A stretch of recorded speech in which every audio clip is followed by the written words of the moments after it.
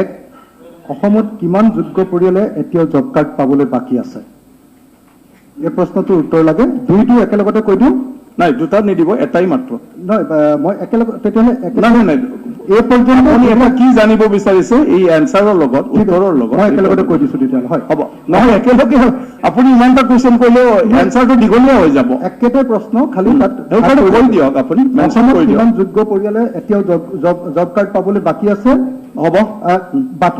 BJP চৰকাৰৰ দিনত হ'ব, হৈছে। এটা জব কাৰ্ডত গড়ে প্ৰতি বছৰে কিমানকে কাম পালে আৰু অহা 2021-22 বৰ্ষত আইন অনুসৰি 100 দিন কাম পাবৰ কাৰণে কি কি পৰিকল্পনা গ্ৰহণ কৰা হৈছে? প্ৰত্যেকটো জব কাৰ্ডৰ অধীনত 100 দিনকৈ কাম পাব লাগে, সেই 100 দিনৰ কাম পাবৰ কাৰণে মন্ত্ৰী মহোদয় কৰা হৈছে।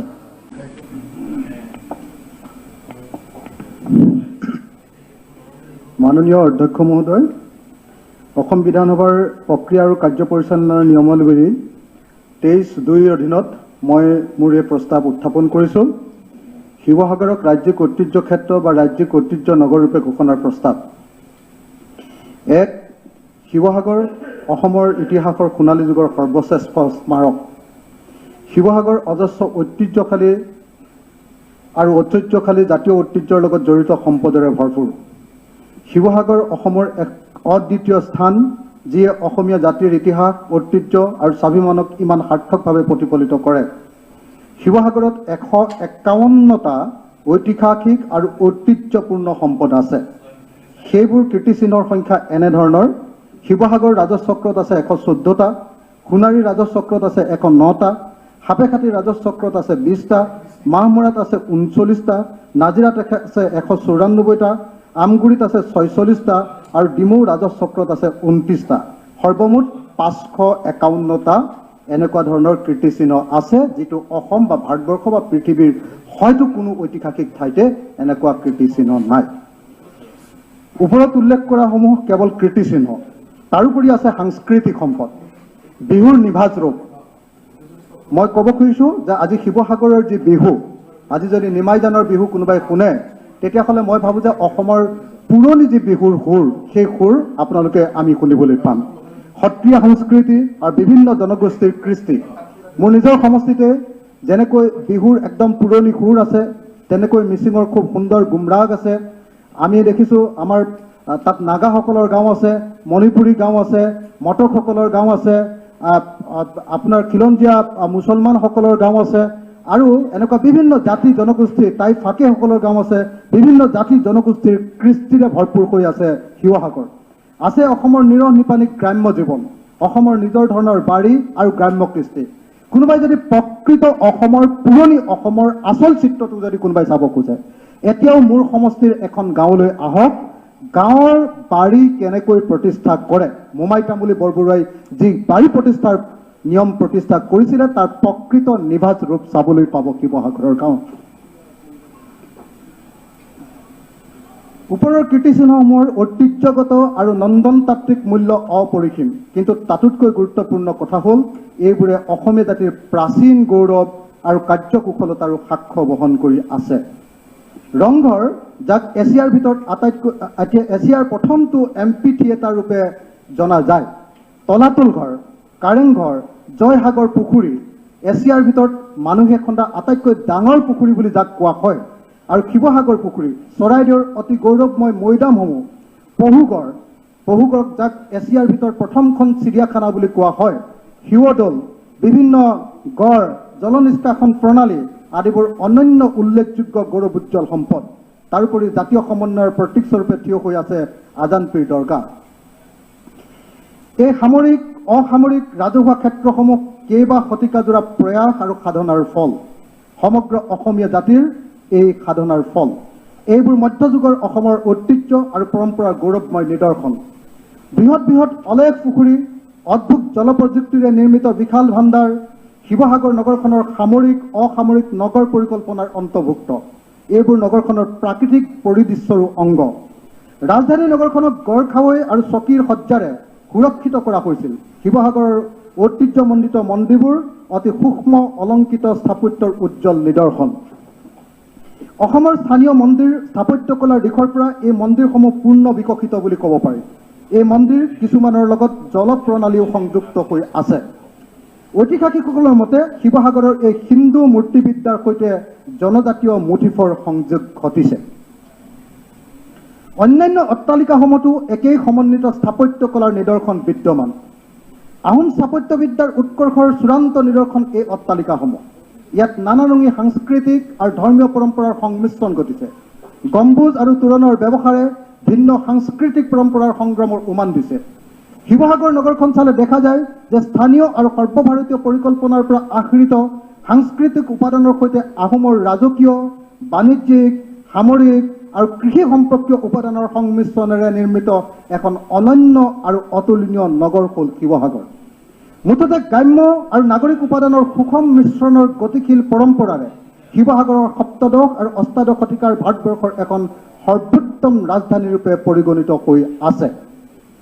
আৰ্হি আৰু স্থাপত্য কলাৰ দিশৰ পৰা চালে দেখা যায় ৰংঘৰ নামৰ এই প্ৰাচীন প্ৰেক্ষাগৃহ নিৰ্মাণ কাৰ্যত পাতল ইটা আৰু প্ৰাকৃতিক চিমেণ্ট ব্যৱহাৰ কৰা হৈছিল। সমসাময়িক স্থপতিবিদসকলৰ মতে জৈৱিক সমল ব্যৱহাৰ কৰাৰ বাবে ৰংঘৰৰ ভিতৰ ভাগ এতিয়াও শীতল হৈ থাকে। আহোম সাংস্কৃতিক উৎকৰ্ষতাৰ অন্য এক প্ৰমাণ হ'ল গুড়, মাটিমাহ, শামুকৰ বিজল, চূণশিল, মাছতেল, শালগছৰ এঠা আদিৰে কাৰিকৰসকলে তৈয়াৰ কৰা প্ৰাকৃতিক চিমেণ্ট। ৰংপুৰৰ কাৰেং নামেৰে জনাজাত 7 খলপীয়া আহোম ৰাজকাৰেংটো আহোম যুগৰ সৰ্ববৃহৎ প্ৰকল্প। ইয়াত এটা গুপ্ত পথেৰে নদীৰ সৈতে সংযোগ হৈ থকা অন্য এটা 3 খলপীয়া কাৰেং পৰৱৰ্তী সময়ত এই ৰাজকাৰেঙৰ সৈতে সংযোগ কৰা হৈছিল। এই কাৰেংসমূহ আহোম ৰাজত্বৰ অন্তিম পৰ্বৰ উত্থান পতনৰ নিৰ্বাক সাক্ষী। যথোপযুক্ত সামগ্ৰী আৰু যথোপযুক্ত প্ৰযুক্তিৰে শিৱসাগৰৰ এই চমৎকাৰ অট্টালিকা আৰু সৌধসমূহক দীৰ্ঘকালীন স্থায়িত্ব প্ৰদান কৰি আহিছে। শিলৰ সাঁকোসমূহ আহোম যুগৰ স্থাপত্য ভাৱনাৰ গুৰুত্বপূৰ্ণ নিদৰ্শন। এইবোৰ উপাদানৰ উপস্থিতিয়ে গড়খাৱৈ আৰু শিৱসাগৰ নগৰক পূৰ্ব ভাৰতৰ ভিতৰতে এখন অতি গুৰুত্বপূৰ্ণ ঠাইলৈ ৰূপান্তৰিত কৰিছে। চৰাইদেউত থকা বিভিন্ন মৈদামসমূহত সৎকাৰৰ প্ৰযুক্তি ইজিপ্তৰ পিৰামিডৰ লগতহে তুলনা কৰিব পাৰি। 2014 চনৰ 15 এপ্ৰিল তাৰিখে ইউনেস্কোৱে এই মৈদামসমূহক বিশ্ব ঐতিহ্য ক্ষেত্ৰৰ অস্থায়ী তালিকাত ইতিমধ্যে অন্তৰ্ভুক্ত কৰিছে। শিৱসাগৰৰ স্থাপত্য ভাস্কৰ্যই বিভিন্ন সময়ত অসম ভ্ৰমণলৈ অহা প্ৰখ্যাত লোকসকলক চমৎকৃত কৰি তুলিছে। ব্ৰিটিছ প্ৰশাসকেই হওক, মোগল সাম্ৰাজ্যৰ পৰা অহা পৰিব্ৰাজকেই হওক বা ইউৰোপৰ পৰা অহা আন লোকসকলেই হওক, ভাৰতীয় লেখকেই হওক, এই স্থাপত্যসমূহৰ আৰ্হি আৰু নিৰ্মাণ শৈলীক প্ৰশংসা নকৰাকৈ কোনেও থকা নাই। দিখৌ নৈৰ কাষৰী হৰাগুৰি চাপৰি, ফকীৰে সজালে মঠ, চকুৰি ভকতে লয় আল্লাৰে নাম, মাধুৰী বনৰে কচ। এয়া এটা লোকগীত। এইদৰে বৰ্ণিত ব্যক্তিজন আছিল শ্বাহ মিৰাণ বা শ্বাহ মিলান। তেওঁ এজন চুফী সাধক আছিল। হুজুৰ বাগদাদৰ পৰা আহি হৰাগুৰি চাপৰিত তেওঁ বসবাস কৰিছিল। সপ্তদশ শতিকাৰ মাজভাগত স্বৰ্গদেউ প্ৰতাপ সিংহৰ দিনত তেওঁ আহিছিল। আজান পীৰ দৰগাহ হৰাগুৰি চাপৰিৰ সেই ঠাইত নিৰ্মিত হৈছে, যি ঠাইত আজান পীৰে 120 জন ভকতক লৈ তাতে ধৰ্ম প্ৰচাৰ কৰিছিল। শিৱসাগৰৰ দৰ্শনীয় স্থাপত্যসমূহৰ পটভূমিৰূপে আছে ব্ৰহ্মপুত্ৰ, দিখৌ, দিচাং আদি নদীসমূহ, দক্ষিণ দিশে থকা পাহাৰসমূহ আৰু বিশাল সমভূমি অঞ্চল। নগৰখনত অৱস্থিত ৰাজকীয় স্মাৰক, দুৰ্গ, নদী পাৰৰ ভূদৃশ্য, প্ৰতিৰক্ষা চকী, বিশাল বিশাল পুখুৰী আৰু গড়খাৰসমূহৰ মাজত সামৰিক, ধৰ্মীয়, আধুনিক, মধ্যযুগীয় আদি ভিন্ন ধৰ্মীয় উপাদান একেলগে সানমিহলি হৈ আছে। অসমৰ আন আন নগৰত প্ৰাকৃতিক আৰু মানৱসৃষ্ট স্মাৰকৰ এনে সমাৱেশ কেতিয়াও দেখিবলৈ পোৱা নাযায়। এই স্মাৰকসমূহে তাহানি অসমৰ অৰ্থনৈতিক সমৃদ্ধি আৰু ৰাজনৈতিক অৱস্থাৰ স্বাক্ষৰ বহন কৰি আছে। ঐতিহ্য নগৰ হিচাপে শিৱসাগৰৰ গৌৰৱ অষ্টাদশ শতিকাতে শেষ হোৱা নাই। 19বিংশ শতিকা আৰু পিছৰ কালচোৱাতো এই চহৰৰ অন্যান্য সাংস্কৃতিক যাত্ৰাত বহু নতুন দিশ জড়িত হৈ পৰিছে। নগৰখনৰ চুকে কোণে ঔপনিৱেশিক যুগৰ স্মাৰকেৰে ভৰি আছে। 19বিংশ শতিকাৰ নিৰ্মাণ প্ৰযুক্তিৰ নিদৰ্শন দিখৌ নদীৰ কপি লগা দলঙে অসমৰ বহু মানুহক এতিয়াও বিস্ময়াভিভূত কৰি আহিছে। শিৱসাগৰ নগৰৰ লগত অসমীয়া সাহিত্যৰ আধুনিক যুগৰ তাৎপৰ্যপূৰ্ণ ইতিহাস জড়িত হৈ আছে। প্ৰথম ছপাশাল অৰুণোদয় আলোচনীৰ প্ৰতিষ্ঠাই হওক বা 19বিংশ শতিকাৰ সাহিত্যিক কৰ্মৰাজিয়ে হওক, 1946 খ্ৰীষ্টাব্দত আমেৰিকান বেপ্টিষ্ট মিছনেৰে প্ৰকাশ কৰা অৰুণোদয়ে অসমীয়া সাহিত্যত আধুনিক যুগৰ শুভাৰম্ভ ঘটাইছিল এই শিৱসাগৰতে। কিয় ঐতিহ্য নগৰী হিচাপে ঘোষণা কৰিব লাগে শিৱসাগৰক? শিৱসাগৰৰ বেছিভাগ ভৱন, অন্যান্য স্থান, চৌপাশৰ অঞ্চলসমূহ বিভিন্ন ৰাজ্যিক আৰু কেন্দ্ৰীয় চৰকাৰৰ আইনৰ অধীনত এতিয়াও সংৰক্ষিত হৈ আছে। নগৰখনৰ এইসমূহ আপুৰুগীয়া সম্পদ সংৰক্ষণ আৰু প্ৰতিপালনৰ বাবে সীমিত পুঁজি এতিয়াও যোগান ধৰি থকা হৈছে। সেয়েহে এই কীৰ্তিচিহ্নসমূহ বৰ্তমান আংশিকভাৱে ভাল বা মধ্যমীয়া সংৰক্ষণ ব্যৱস্থাৰেহে সংৰক্ষিত হৈ আছে। এইবোৰৰ প্ৰকৃত যথোপযুক্ত সংৰক্ষণ, সংবৰ্ধন আৰু সৌন্দৰ্যকৰণৰ কামবোৰ সঠিকভাৱে কৰিবলৈ শিৱসাগৰক ৰাজ্যিক ঐতিহ্য ক্ষেত্ৰ ষ্টেট হেৰিটেজ চাইট বা ৰাজ্যিক ঐতিহ্য নগৰী ষ্টেট হেৰিটেজ চিটি ৰূপে ঘোষণা কৰিব লাগে। শিৱসাগৰত থকা কীৰ্তিস্তম্ভসমূহৰ চৌপাশৰ প্ৰাকৃতিক পৰিৱেশে অসমীয়া জাতিৰ পৰিশীলিত বসতি পৰিকল্পনাৰ আভাস দিয়ে। এনে পৰিকল্পনাৰ অন্তৰ্গত দৃশ্যাংশত চমৎকাৰ সৌধসমূহৰ সৈতে অতি সূক্ষ্ম ৰূপত সংলগ্ন হৈ আছে খেতিপথাৰৰ মাজে মাজে সজা অসংখ্য আলিবাট আৰু দূৰ দূৰণিৰ পথাৰলৈ যোৱা পথবোৰ। এই সংহত ইণ্টিগ্ৰেটেড প্ৰণালী অক্ষুণ্ণ ৰাখিবলৈ ঐতিহ্য সংৰক্ষণৰ শেহতীয়া পদ্ধতিসমূহ শিৱসাগৰৰ দ্ৰুতগতিত ঘটি থকা বিস্তাৰৰ প্ৰতি লক্ষ্য কৰি এই ঐতিহ্যসমূহ সঠিক পৰিকল্পনাৰে ৰক্ষা কৰা বৰ জৰুৰী হৈ পৰিছে। এই স্মৃতিস্তম্ভসমূহ ৰক্ষা কৰিবলৈ আমাৰ হাতত বিভিন্ন আইনী ব্যৱস্থা আছে যদিও এক সংহত আৰু সুচিন্তিত প্ৰচেষ্টাৰ জৰিয়তেহে স্থানসমূহ ভালদৰে সংৰক্ষণ কৰিবলৈ সক্ষম হ'ব পৰা যাব। এই দিশবোৰ বিবেচনা কৰি শিৱসাগৰক ঐতিহ্য ক্ষেত্ৰ ৰূপে বা ঐতিহ্য নগৰী ৰূপে ঘোষণা কৰা উচিত।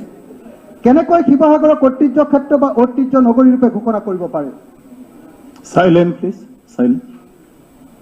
Assam Heritage Tangible Protection, Preservation, Conservation and Maintenance Act 2020 অধীনত একোখন ঠাইক ঐতিহ্য ক্ষেত্ৰ হেৰিটেজ সাইট ৰূপে ঘোষণাৰ ব্যৱস্থা আছে। উপযুক্ত আইনৰ 3 subsection A, subsection Roman 1, 3 subsection A, Roman 2, 6(1), 6(2), 8, 13 আৰু 14 ধাৰাৰ অধীনত শিৱসাগৰক ঐতিহ্য ক্ষেত্ৰ হেৰিটেজ সাইট ৰূপে বা ঐতিহ্য নগৰী হেৰিটেজ চিটি ৰূপে ঘোষণা কৰিব পাৰি। অথবা the Assam ancient monuments and records act 1959 সংশ্লিষ্ট ধাৰাৰ অধীনত ঐতিহ্য ক্ষেত্ৰ ৰূপে ঘোষণা কৰিব পাৰি। শিৱসাগৰক ঐতিহ্য ক্ষেত্ৰ বা ঐতিহ্য নগৰ ঘোষণা কৰাটো ইউনেস্কোৰ 1972 চনৰ বিশ্ব সাংস্কৃতিক আৰু প্ৰাকৃতিক ঐতিহ্য সংৰক্ষণ ঘোষণাৰ লগত সম্পূৰ্ণৰূপে খাপ খাই পৰে। ৰাজ্য চৰকাৰে শিৱসাগৰক ঐতিহ্য নগৰী ৰূপে ঘোষণা কৰিবলৈ ভাৰত চৰকাৰক অনুৰোধ কৰিব পাৰে। ভাৰত চৰকাৰে the ancient monuments and archaeological sites and remains act 1958 অধীনত এনে ঘোষণা দিব পাৰে। মই মাননীয় সাংস্কৃতিক মন্ত্ৰী ডাঙৰীয়াক অনুৰোধ কৰিছোঁ মনোযোগ দিবৰ কাৰণে।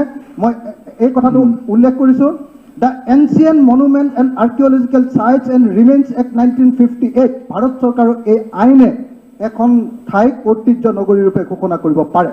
আনহাতে ৰাজ্য চৰকাৰে কেন্দ্ৰীয় চৰকাৰক শিৱসাগৰক national heritage city development and augmentation যোজনা অন্তৰ্ভুক্ত কৰিবলৈ অনুৰোধ কৰিব পাৰে। ভাৰতবৰ্ষৰ 13খন এনেকুৱা ঠাই আছে যি 13খন নগৰক ইতিমধ্যে এনেকৈ ভাৰত চৰকাৰে হেৰিটেজ নেশ্যনেল হেৰিটেজ চিটি ঘোষণা কৰিছে। শিৱসাগৰক ঐতিহ্য ক্ষেত্ৰ বা ঐতিহ্য নগৰ ঘোষণা কৰিলে কি লাভ হ'ব? শিৱসাগৰক ৰাজ্যিক ঐতিহ্য ক্ষেত্ৰ বা ৰাজ্যিক ঐতিহ্য নগৰ ঘোষণা কৰিলে শিৱসাগৰৰ গুৰুত্ব সাংঘাতিক বৃদ্ধি পাব। ভাৰত চৰকাৰৰ আইকনিক চাইটৰ ঘোষণাৰ সৈতে ই খাপ খাই পৰিব। ভাৰতৰ জয়পুৰ আৰু আহমেদাবাদ নগৰৰ দৰে ই ভাৰতবাসীৰ চকুত এখন প্ৰখ্যাত চহৰ হৈ পৰিব। শিৱসাগৰক ৰাজ্যিক ঐতিহ্য নগৰী ঘোষণা কৰিলে ইউনেস্কোৰ ওচৰত ইয়াক এখন বিশ্ব ঐতিহ্য নগৰী ৱৰ্ল্ড হেৰিটেজ চিটি ৰূপে দাবী উত্থাপন কৰি স্বীকৃতি আদায় কৰাৰ বাট মুকলি হৈ পৰিব। সন্মানীয় সদস্য, নহয় আপোনাৰ হাতত 2.5 মিনিট আছে। কিবা যদি গুৰুত্বপূৰ্ণ আছে শেষ হৈ যাব, মানে কিবা নকৰি পেলাই আপুনি ক'ব পাৰে ইম্পৰ্টেণ্ট পইণ্টখিনি। শেষ হৈ যাব মোৰ। ই ভাৰতীয় তথা বিশ্বৰ পৰ্যটকসকলৰ দৃষ্টি আকৰ্ষণ কৰাৰ লগতে ঘৰুৱা পৰ্যটকৰ আকৰ্ষণৰ কেন্দ্ৰস্থল হৈ পৰিব। অসমবাসী আকৌ এবাৰ ইয়াৰ ঐতিহ্য গৌৰৱ আৰু স্বাভিমানৰ প্ৰতি সচেতন হৈ পৰিব। পৰ্যটন বৃদ্ধিৰে শিৱসাগৰত ব্যৱসায় বাণিজ্য বৃদ্ধি হ'ব আৰু বৃহৎ পৰিমাণে চৰকাৰী ৰাজহ বৃদ্ধি হ'ব। শিৱসাগৰ বিশ্বৰ এক আকৰ্ষণীয় পৰ্যটন ক্ষেত্ৰ হৈ উঠিব। ভৱিষ্যতৰ সপোন শিৱসাগৰক এবাৰ ঐতিহ্য নগৰ বা ঐতিহ্য ক্ষেত্ৰ ৰূপে ঘোষণা কৰাৰ পাছতে বিত্তীয় আৰু সাংস্কৃতিক বিষয়ৰ যোগ্য বিশেষজ্ঞৰ দ্বাৰা বিষয়সমূহ চোৱা চিতা কৰাব লাগিব। তেতিয়া স্থাপত্য, নগৰ পৰিকল্পনা, ইতিহাস, প্ৰত্নতত্ত্ব, ঐতিহ্য অধ্যয়ন, সাহিত্যৰ ইতিহাস আদি ভিন ভিন বিষয়ত বিশেষজ্ঞসকলক প্ৰকল্পটোৰ সৈতে জড়িত কৰি এই ঐতিহ্য নগৰখনক এক অন্যান্য আয়তন দিব পৰা যাব। চৰকাৰে শিৱসাগৰক ঐতিহ্য নগৰ পৰিচালনা প্ৰাধিকৰণ নামেৰে এক পৰিচালনা ব্যৱস্থা গঢ়ি তুলিব পাৰিব আৰু এই প্ৰাধিকৰণে এই সপোনৰ প্ৰকল্পক সাকাৰ কৰি তুলিবৰ বাবে প্ৰয়োজন হোৱা সকলো ধৰণৰ পৰিকল্পনা আৰু সমন্বয় সাধন সম্ভৱ কৰি তুলিব পাৰিব। সৰ্বোপৰি এই সপোনৰ প্ৰকল্প আগবঢ়াই নিব পাৰিলে সমগ্ৰ অসমীয়া জাতি চৰকাৰৰ ওচৰত কৃতজ্ঞ হৈ পৰিব। আহক পঞ্চদশ অসম বিধানসভাই শিৱসাগৰক ঐতিহ্য ক্ষেত্ৰ বা ঐতিহ্য নগৰ ৰূপে ঘোষণা কৰাৰ সংকল্প গ্ৰহণ কৰোঁ। আহক আমি অসমীয়া জাতি আৰু অসমৰ জনগণৰ আটাইতকৈ গৌৰৱৰ স্থলী শিৱসাগৰক বিশ্বৰ সন্মুখত উজ্বলাই তোলো। ধন্যবাদ। অখিল গগৈ, মই মাত্ৰ দুটা কথা যোগ দিবলগীয়া আছে। অধ্যক্ষ মহোদয়, ইতিমধ্যে শিৱসাগৰ নগৰখনক মই সম্পূৰ্ণৰূপে চাফ চিকুণৰ কাম আৰম্ভ কৰি দিছোঁ। আপুনি জানে যে অহা অক্টোবৰ মাহৰ পৰা আমাৰ টুৰিষ্ট ছিজন আৰম্ভ হ'ব। তাৰ আগতে সাংঘাতিক ধৰণৰ পৰিকল্পনা আৰম্ভ কৰিছোঁ আৰু বিশ্বৰ যিকোনো ঠাইৰ পৰা বা ভাৰতীয় টুৰিষ্ট অহাৰ লগে লগে যাতে তাক সঁচাকৈ সন্মান কৰিবলগীয়া আৰু অত্যন্ত আকৰ্ষণীয় স্থান ৰূপে গঢ়ি তুলিব পাৰি তাৰ কাৰণে মই বৃহৎ পৰিকল্পনা গ্ৰহণ কৰিছোঁ আৰু আশা কৰিছোঁ যে অসমৰ কাজিৰঙালৈ অহা টুৰিষ্ট, তাৰ পাছত মাজুলীলৈ যোৱা টুৰিষ্ট, সেই চেইনডাল আমি শিৱসাগৰলৈকে লৈ যাম আৰু শিৱসাগৰৰ পৰা পুনৰ গুৱাহাটীলৈ ঘূৰাই পঠিয়াবৰ কাৰণে যি ধৰণৰ এটা চেইন তৈয়াৰ কৰিব লাগে তাৰ কাৰণে ইতিমধ্যে মই টুৰিষ্ট অপাৰেটৰসকলৰ লগত কথা পতা আৰম্ভ কৰিছোঁ। মই আপোনালোকক এই কথা ক'ব খুজিছোঁ, মোৰ এই সামগ্ৰিক পৰিকল্পনাৰ লগত কেৱল ঐতিহ্যৰ সম্পদ জড়িত হৈ নাথাকিব, তাৰ লগত টুৰিজিমৰ লগত হিউমেন টাচ এটা মই তাতে সংযোগ কৰিব খুজিছোঁ আৰু সেই কাম ইতিমধ্যে আৰম্ভ কৰি দিছোঁ। মই আপোনালোকক অনুৰোধ জনাইছোঁ, অসমৰ সকলো বিধানসভাৰ অধ্যক্ষ মহোদয়, মুখ্যমন্ত্ৰী মহোদয়, আমাৰ সাংস্কৃতিক মন্ত্ৰী মহোদয়, অসমৰ মন্ত্ৰীমণ্ডলী আৰু অসমৰ 126 জন বিধায়কক মই অনুৰোধ জনাইছোঁ, অক্টোবৰ মাহত আপোনালোক সকলো শিৱসাগৰলৈ আহক। আমি নৱেম্বৰ মাহত আছাম ফেষ্টিভেলৰ জৰিয়তে শিৱসাগৰক ভাৰতবৰ্ষৰ সকলো ঠাইৰ মানুহে জানিব পৰাৰ ব্যৱস্থা কৰিব খুজিছোঁ আৰু তাৰ পৰৱৰ্তী সময়ত জানুৱাৰী মাহত আমি গ্ৰাম্য ক্ৰীড়া ফেষ্টিভেল পাতি ইয়াক এখন নতুন ঠাইৰূপে পৰিগণিত কৰিব খুজিছোঁ। আমাৰ সমষ্টি, মই শেষত এটাই বাক্য ক'ব খুজিছোঁ, সাংস্কৃতিক মন্ত্ৰী মহোদয়, মুখ্যমন্ত্ৰী মহোদয় আৰু অধ্যক্ষ মহোদয়, আমাৰ সমষ্টিৰ কাৰণে আপোনালোকে 100 কোটি টকাৰ মাত্ৰ ইনভেষ্টমেণ্ট কৰক। মই আপোনালোকক এইটো নিশ্চয়তা প্ৰদান কৰিব পাৰোঁ যে এই 100 কোটি টকাৰ যদি ইনভেষ্টমেণ্ট হয় তেতিয়াহ'লে বছৰি 1000 কোটি টকাৰ ব্যৱসায় বাণিজ্য আৰু ৰাজহ সংগ্ৰহৰ ব্যৱস্থা আমি কৰি দিব পাৰিম। মই এইখিনি কৈয়ে আকৌ এবাৰ অনুৰোধ কৰিছোঁ যাতে শিৱসাগৰক ঐতিহ্য নগৰী বা ঐতিহ্য ক্ষেত্ৰৰূপে ঘোষণা কৰা হয়, ইয়াত যাতে আজি প্ৰস্তাৱ গ্ৰহণ কৰা হয়, এইখিনিকে কৈ মোৰ বক্তব্য সামৰণি মাৰিছোঁ। জয় আই অসম। ধন্যবাদ। সাংস্কৃতিক বিভাগৰ মন্ত্ৰী মহোদয়, মোৰ এটা নালাগে, এইটো মেম্বাৰৰ তেখেতৰ অধিকাৰ, এইটো নালাগে নালাগে। ইয়াত আপুনি যোৱা বছৰ কৈ দিলে আপুনি। মই এটা কথা নাই নাই, নতুন বিধায়কৰহে সেইটো সময়, নালাগে ইয়াত তেখেতক মাত্ৰ মই জনাব নালাগে, জনাব নালাগে। টুৰিষ্ট যিডাল আপুনি বহক, আপুনি বহক, মন্ত্ৰীয়ে উত্তৰ দিব, মন্ত্ৰীয়ে উত্তৰ দিব, নালাগে আপুনি বহক, মন্ত্ৰীয়ে উত্তৰ দিব, মন্ত্ৰীয়ে উত্তৰ দিব। তেখেতে শিৱসাগৰৰ পৰা ঘূৰাই দিম বুলি ক'লে, মই কৈছো যে এইটো বিতৰ্কৰ কাৰণে নহয়, বিতৰ্কৰ কাৰণে নহয় চক্ৰ। গতিকে টুৰিষ্ট চেণ্ডাল সন্মানীয় সদস্য, এইটো বিতৰ্কৰ কাৰণে নহয় যে আমাৰ স্পীকাৰ্ছ ইনিচিয়েটিভছৰ নতুন বিধায়কসকলে যাহাতে তেওঁলোকৰ সমষ্টিৰ কথা বিধানসভাৰ মজিয়াত চৰকাৰক দৃষ্টিগোচৰ কৰিবৰ কাৰণে কোৱাৰ এটা সুযোগ পায়, সেইকাৰণে এই কাৰ্যসূচীটো আমি ৰুলত সোমাই লৈছোঁ আৰু হিচাপে আজি নতুন বিধায়কৰ তাৰ যিটো চৰকাৰক দৃষ্টিগোচৰ কৰিবলগীয়া আছে বুলি ভাবে সেইটোকে কৰিব পাৰে। গতিকে যিখিনি কথা আছে আমাৰ মন্ত্ৰী মহোদয়ে তেখেতৰ উত্তৰত দি দিব। মাননীয় অধ্যক্ষ মহোদয়, শিৱসাগৰক ৰাজ্যিক ঐতিহ্য ক্ষেত্ৰ বা ৰাজ্যিক ঐতিহ্য নগৰ ৰূপে ঘোষণা কৰাৰ এটা প্ৰস্তাৱ আজি মাননীয় বিধায়ক অখিল গগৈ ডাঙৰীয়াই মেম্বাৰ হাউচত উত্থাপন কৰিছে। শিৱসাগৰ কেৱল মাত্ৰ অসমৰে নহয়, সমগ্ৰ বিশ্বৰ কাৰণে এটা অতি গুৰুত্বপূৰ্ণ ইতিহাস বিজড়িত এডোখৰ ভূমিখণ্ড, য'ত এখন সমাজৰ প্ৰাণ প্ৰতিষ্ঠা আৰম্ভ হৈছিল, যি ঠাইৰ পৰা অসমৰ ভৱিষ্যতৰ জীৱনৰ ৰূপৰেখাৰ চিন্তাৰ বীজ অংকুৰিত হৈছিল, তেনেকৈ এডোখৰ ঠাই শিৱসাগৰ। কেৱল মাত্ৰ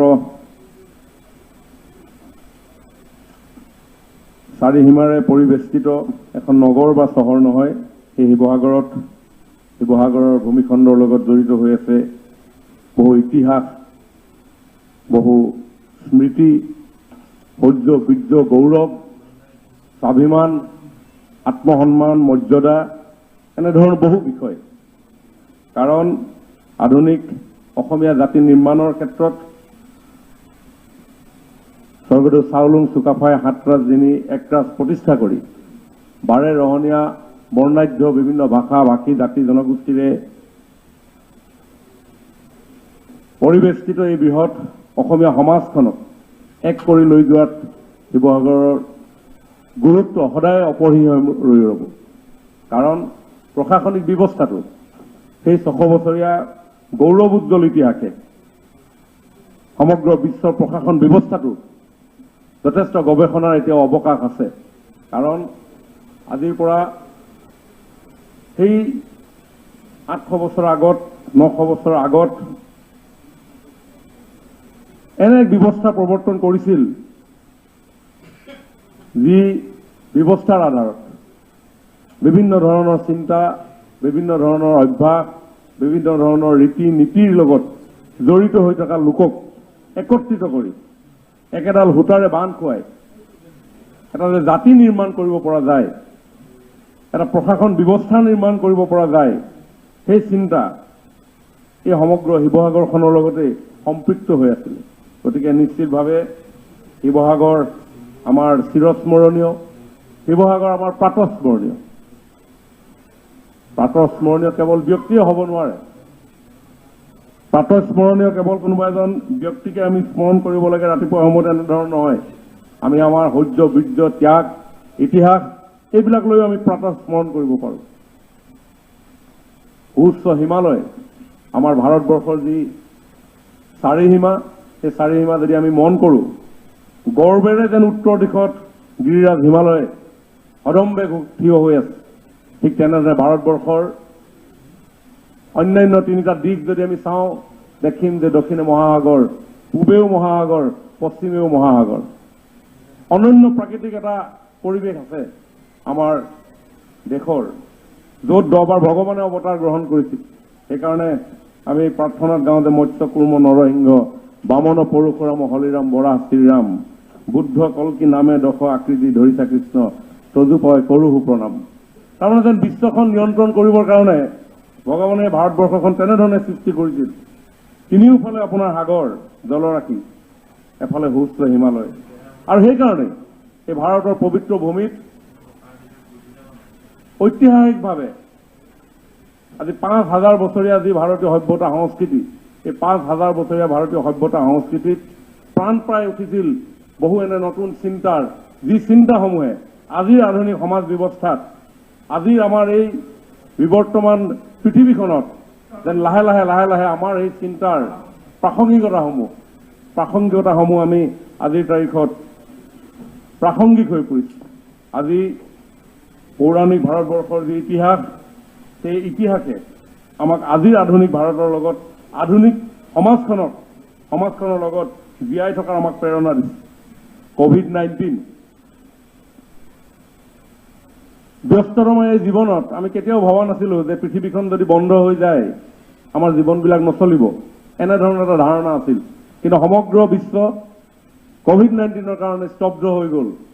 আমি ভাবিছিলো যে বজাৰত পোৱা বস্তুবিলাক নহ'লে আমাৰ জীৱনবিলাক নচলিব নেকি, কিন্তু বজাৰ বন্ধ হৈ গ'ল, জীৱনবিলাক চলিলে। তাৰ লগত এতিয়াও আমি যুদ্ধ কৰি আছো। বজাৰত নোপোৱা বস্তুবিলাক নচলিলে আমাৰ জীৱন। শিৱসাগৰখন তেনেকুৱা নহয়, সেইকাৰণে তাৰমানে বুজি পোৱা নাই। ডাঙৰীয়া মই ৫,০০০ বছৰৰ কথা কৈ আছো, ঠিকে কেনেকে থাকিলে? আপুনি কথাটোৱে বুজা নাই কিয়? চেঙা কথা কোৱাৰ লগে লগে বেলেগ উঠি যায়, আপুনি শিৱসাগৰ কোৱাৰ লগে লগে উঠি যায়, এইবিলাক কেনেকুৱা কথা? গতিকে আপোনালোকে কথাবিলাক ক'ত আপোনাৰ ৫,০০০ সভ্যতা সংস্কৃতিৰ কথা কৈ আছো, জলবায়ুৰ কথা কৈ আছো, আপোনাৰ হিমালয়ৰ কথা কৈ আছো, মহাসাগৰ, বংগোপ মহাসাগৰ, ভাৰত মহাসাগৰৰ কথা কৈ আছো, আপুনি ঘপকৈ কৈ দিছে কথাটো। প্ৰশ্নটো তেনেকুৱাটো নহয়। মাননীয় মহোদয় শিৱসাগৰ মোৰো হয় শিৱসাগৰৰ জহি হৈ যোৱা শিৱসাগৰ কথা ৱালবিলাক আছিলো Honorable Minister, সেইখিনি ক'ব লাগে বিতৰ্ক নালাগে। বিশ্বৰ লগত আমি শিৱসাগৰৰ লগত লিংক কৰিব লাগিব শিৱসাগৰ কি ৰাস্তাকেইটা বনাই দিলে শিৱসাগৰ ঐতিহ্য ক্ষেত্ৰ হ'ব নেকি নাই বিশ্ব ঐতিহ্য কথা ক'বলৈ হ'লে হিমালয়ৰ কথা ক'বই লাগিব ৫,০০০ বছৰীয়া ভাৰতীয় সভ্যতা সংস্কৃতিৰ কথা ক'বই লাগিব আয়ুৰ্বেদৰ কথা ক'বই লাগিব please, silence. জ্যোতিৰ্বিজ্ঞানৰ কথা ক'বই লাগিব তক্ষশিলা নালন্দা বিশ্ববিদ্যালয়ৰ কথা ক'বই লাগিব মন্ত্ৰী ডাঙৰীয়া আপুনি কৈ গৈ থাকক আপুনি কৈ গৈ থাকক প্লিজ শুনিব সকলোৱে শুনিব ইম্পৰ্টেণ্ট বিষয় সেই তেনেধৰণে সেই দৃষ্টিৰে আমি চাব লাগিব ইমান স্থূলভাৱে কেৱল পলিটিক্সৰ নামত কথা কৈ থাকিলেতো নহ'ব অখিল গগৈ ডাঙৰীয়াই শিৱসাগৰক ৰাজ্যিক ঐতিহ্যৰ কথা কৈছে আৰু মই প্ৰসংগটো আনিছো বিশ্ব ঐতিহ্যলৈকে শিৱসাগৰ কেৱল অসমৰ নহয় শিৱসাগৰ কেৱল ভাৰতৰ নহয় শিৱসাগৰ কেৱল এই আমাৰ এই আঞ্চলিকতাবাদী এনেকুৱা ধৰণৰ এটা চিন্তাৰ মাজত আমি আবদ্ধ কৰি ৰাখিলে নহ'ব আমি শিৱসাগৰক বিশ্ব দৰবাৰ মানে কি বাৰ্লিন বিশ্ব দৰবাৰ নেকি আমেৰিকা বিশ্ব দৰবাৰ নেকি শিৱসাগৰ বিশ্ব দৰবাৰ হ'ব পাৰে শিৱসাগৰৰ পৰা আমি ক'ব পাৰোঁ সেইকাৰণে কৈছোঁ 600 বছৰ ৰাজত্বৰ ইতিহাসৰ গৌৰৱোজ্জ্বল ইতিহাসৰ কথা সেইকাৰণে কৈছোঁ প্ৰশাসন ব্যৱস্থাটোৰ কথা সেইকাৰণে কৈছোঁ 7 ৰাজধানী 1 ৰাজ প্ৰতিষ্ঠা কৰি স্বৰ্গদেউ চাওলুং চুকাফাই কেনেকৈ বৃহত্তৰ অসমীয়া জাতি গঠন কৰিলে তাৰ কথা আৰু সেই কথাবিলাক আহিছে ক'ৰ পৰা সেই কথাবিলাক আহিছে 5 বছৰীয়া ভাৰতীয় সভ্যতা সংস্কৃতিৰ পৰা সেই কথাবিলাক আহিছে সুউচ্চ হিমালয়ৰ পৰা সেই কথাবিলাক আহিছে বংগোপসাগৰৰ পৰা সেই কথাবিলাক আহিছে যুগ সাধনাৰ জৰিয়তে সেই কথাবিলাক আহিছে আয়ুৰ্বিজ্ঞান জ্যোতিৰ্বিজ্ঞানৰ পৰা সেই হৈছে 5 বছৰীয়া সভ্যতা সংস্কৃতি ভাৰতীয় ইতিহাস আৰু এই ইতিহাসক জেৰ টানি আমি বিশ্ব ঐতিহ্য ক্ষেত্ৰ আমি ভৱিষ্যতৰ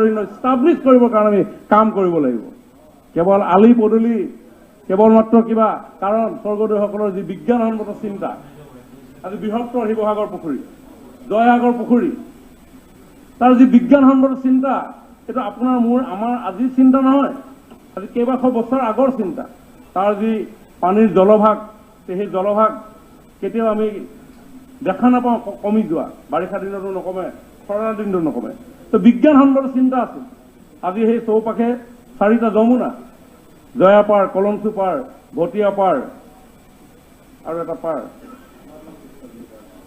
তো সেই তেনেধৰণে এই যে বিজ্ঞানসন্মত চিন্তা কাৰণ পানী মই অলপ আগতে কৈছিলোঁ আমাৰ চান্দুবি বিলৰ কথা তেতিয়া কৈছিল যে পানী আমাৰ সম্পদ আৰু ৰজা মহাৰজাসকলে য'তে যেতিয়াই বিভিন্ন স্থানত আহোম স্বৰ্গদেউসকলে ৰাজধানী নিৰ্মাণ কৰিছিল পোন প্ৰথমে তেওঁলোকে সন্ধান কৰিছিল পানী কেনেধৰণে সংৰক্ষণ হ'ব আৰু সেইকাৰণে শিৱসাগৰ মাজমজিয়াত আমি শিৱসাগৰ পুখুৰী দেখোঁ আমি জয়সাগৰ পুখুৰী দেখোঁ আমি ন পুখুৰী দেখোঁ য'তেই তেনেধৰণে গতিকে মই ভাবোঁ যে এই চিন্তাৰে আমি আগন্তুক দিনবিলাকত যাব লাগিব শিৱসাগৰ কেৱল মাত্ৰ ৰাজ্যিক ঐতিহ্য নহয় অখিল গগৈ ডাঙৰীয়াই কোৱাৰ ধৰণে ঐতিহ্য হিচাপে আমি ঘোষণা কৰিলে কথাবিলাক শেষ হৈ নাযায় বৰঞ্চ সেই কাম আমি ইমান দিনে চলি আহিছে যোৱা চৰকাৰখনেও প্ৰায় 23 কোটিতকৈও অধিক তাত বিভিন্ন আঁচনিৰ জৰিয়তে পৰ্যটনেই হওক আমাৰ আৰ্কলজিয়ে হওক বিভিন্ন ধৰণৰ আমাৰ কাম কাজ তাত চলি আছে আগন্তুক দিনবিলাকত শিৱসাগৰক লৈ আমাৰ চিন্তা থাকিব আমি এখন ভাল সমগ্ৰ বিশ্বৰ জনমানসত যাতে আমি শিৱসাগৰৰ দৃষ্টি আকৰ্ষণ কৰিব পৰা যায় তাৰ চিন্তা নিশ্চয় আমাৰ দুইখন চৰকাৰ কেন্দ্ৰীয় চৰকাৰ আৰু ৰাজ্য চৰকাৰৰ চিন্তাত আছে ইউনিয়ন বাজেট 2020-21ত আমাৰ কেন্দ্ৰীয় বিত্তমন্ত্ৰীয়ে বাজেট উত্থাপন কৰি পিনি কৈছে যে 5 archaeological sites to be developed as iconic sites with on site museum 5টা স্থানৰ কথা কৈছে যে ৰাক্ষগুৰি হস্তিনাপুৰ ধলাবিৰা আৰু চানালুৰ সেই হস্তিনাপুৰৰ লগত আজি শিৱসাগৰ 5টা ঠাই সেইকাৰণে মই বিশ্ব ঐতিহ্যৰ কথা কৈছোঁ সেইকাৰণে মই ভাৰতীয় সভ্যতা পৰম্পৰাৰ লগত জড়িত কৰি শিৱসাগৰখনক আগুৱাই লৈ যোৱাৰ কথাটো কৈছোঁ গতিকে কেৱল মাত্ৰ শিৱসাগৰ কেন্দ্ৰিক কথা নহয় আজি বিশ্বৰ গোটেই পৰ্যটনেই নহওক যিয়ে নহওক সেইটো আমি কেনেধৰণে গ্ৰহণ কৰিম বেলেগ ধৰণৰ কথা কিন্তু শিৱসাগৰখন যে আমাৰ মৰ্যাদা সম্পন্ন এটা পৰিৱেশ আগন্তুক দিনবিলাকত আমি নিৰ্মাণ কৰিব লাগিব। এই কাম ইতিমধ্যে আমাৰ আৰম্ভ হৈছে। আইকনিক 5টা যি ছাইট কেন্দ্ৰীয় চৰকাৰৰ তৰফৰ পৰা ঘোষণা হৈছে, সেই ক্ষেত্ৰত আমি কাম কৰিম। ঠিক তেনেধৰণে হয়, প্ৰধানমন্ত্ৰী নৰেন্দ্ৰ মোদী ডাঙৰীয়াক এই উদ্যোগ লোৱাৰ কাৰণে মই ভাবোঁ অসম বিধানসভাৰ সকলো সন্মানীয় সদস্যই তেখেতক এটা ধন্যবাদ জনাব লাগে। তাৰ লগে লগে এটা কথা আমি মনো কৰিব লাগিব, আমাৰ যথেষ্ট সম্ভাৱনা আছে। আজি মিছৰৰ পিৰামিড যেনেকৈ বিশ্ব আশ্চৰ্য, ঠিক তেনেধৰণে আমাৰ চৰাইদেউৰ মৈদামসমূহ, এই মৈদামসমূহৰো যথেষ্ট গুৰুত্ব আছে।